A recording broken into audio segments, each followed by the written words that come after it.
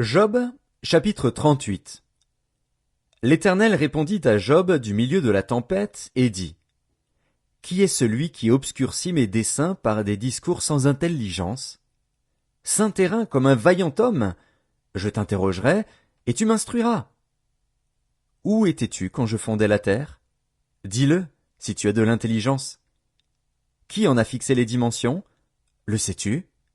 Ou qui a étendu sur elle le cordeau? Sur quoi ces bases sont-elles appuyées? Ou qui en a posé la pierre angulaire? Alors que les étoiles du matin éclataient en chants d'allégresse, et que tous les fils de Dieu poussaient des cris de joie? Qui a fermé la mer avec des portes, quand elle s'élança du sein maternel? Quand je fis de la nuée son vêtement, et de l'obscurité ses langes? Quand je lui imposai ma loi, et que je lui mis des barrières et des portes? Quand je dis: Tu viendras jusqu'ici, tu n'iras pas au-delà, ici s'arrêtera l'orgueil de tes flots? Depuis que tu existes, as-tu commandé au matin? As-tu montré sa place à l'aurore, pour qu'elle saisisse les extrémités de la terre, et que les méchants en soient secoués? Pour que la terre se transforme comme l'argile qui reçoit une empreinte, et qu'elle soit parée comme d'un vêtement? Pour que les méchants soient privés de leur lumière, et que le bras qui se lève soit brisé? As-tu pénétré jusqu'aux sources de la mer? T'es-tu promené dans les profondeurs de l'abîme? Les portes de la mort t'ont-elles été ouvertes? As-tu vu les portes de l'ombre de la mort? As-tu embrassé du regard l'étendue de la terre? Parle, si tu sais toutes ces choses. Où est le chemin qui conduit au séjour de la lumière? Et les ténèbres, où ont-elles leur demeure? Peux-tu les saisir à leurs limites, et connaître les sentiers de leur habitation?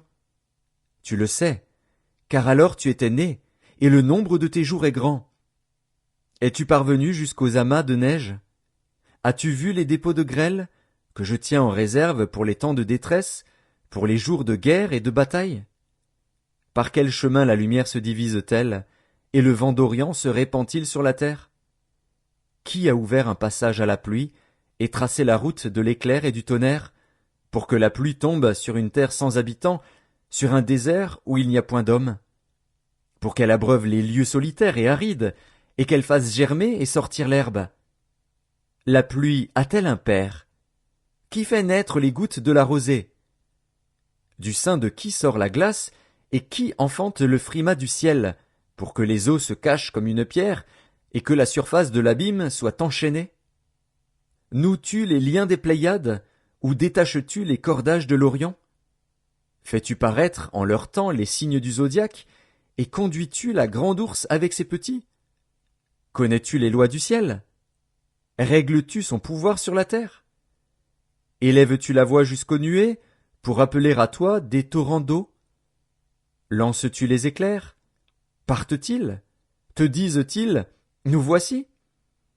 Qui a mis la sagesse dans le cœur, ou qui a donné l'intelligence à l'esprit?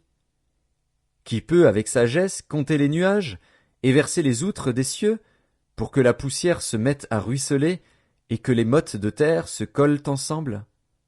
Chasses-tu la proie pour la lionne, et apaises-tu la faim des lionceaux, quand ils sont couchés dans leur tanière, quand ils sont en embuscade dans leur repaire? Qui prépare au corbeau sa pâture, quand ses petits crient vers Dieu, quand ils sont errants et affamés?